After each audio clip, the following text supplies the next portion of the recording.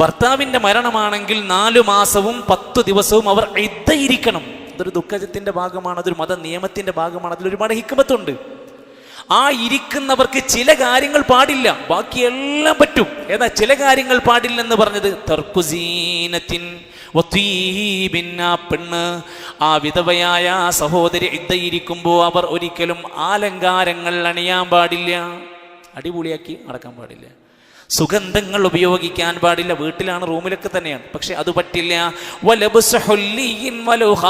ഒരു സ്വർണത്തിന്റെ ആഭരണമായി മോതിരം പോലും അവർ ധരിക്കാൻ പാടില്ല, ചില നിബന്ധനകൾ ബാധകമാണ്. അവർ മൈലാഞ്ചി ഇടാനോ സുറമ ധരിക്കാനോ സുറമ ഇടാനോ പാടില്ല. അതല്ലാത്ത പലതും അവർക്ക് പറ്റും.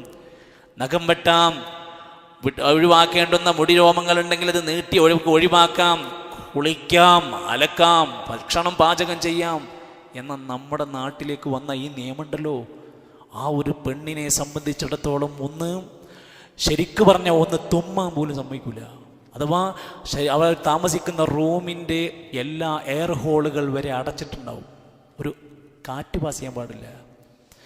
ചിലരെ ചെന്ന് കഴിഞ്ഞാൽ വെള്ള വസ്ത്രം മാത്രമേ ധരിക്കാൻ പാടുള്ളൂ, ചില സ്ഥലങ്ങളിൽ കറുപ്പ് വസ്ത്രം മാത്രമേ ധരിക്കാൻ പാടുള്ളൂ. ഇസ്ലാം പഠിപ്പിച്ചിട്ടില്ല.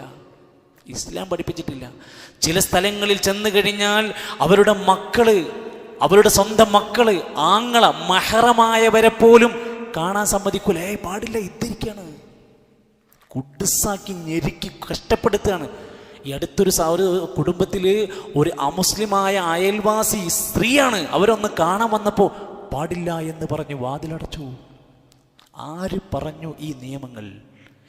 ഇസ്ലാം എത്ര കൃത്യമായി നമ്മളോട് പറയാ,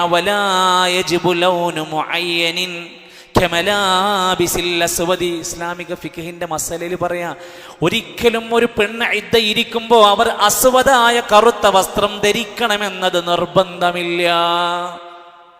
ഇതൊക്കെ ഇവിടെ ഉണ്ട്, പക്ഷേ നാട്ടുകാർക്ക് ഇത് പോരാ. അവർക്ക് നാട്ടുകാരുണ്ടാക്കുന്ന മുമ്പ് എവിടുന്നൊക്കെയോ ചെയ്തു വെച്ച, പിന്നെ ആ കുടുംബത്തിലെ വലിയ കാരണവന്മാരൊക്കെ അങ്ങ് തീരുമാനിക്കലാണ്, ഇന്നത് പാടും ഇന്നത് പാടില്ലെന്ന്. മതത്തിൻ്റെ നിയമങ്ങൾ നിങ്ങൾക്ക് എളുപ്പമുള്ളതാണ്, നിങ്ങളെ പ്രയാസപ്പെടുത്താനല്ല ലോകത്ത് നിയോഗിച്ചയച്ചിരിക്കുന്നത് എന്ന് റസൂലുള്ളാഹി സ്വല്ലല്ലാഹു അലൈഹി വസല്ലം നമ്മെ പഠിപ്പിക്കുകയാണ്.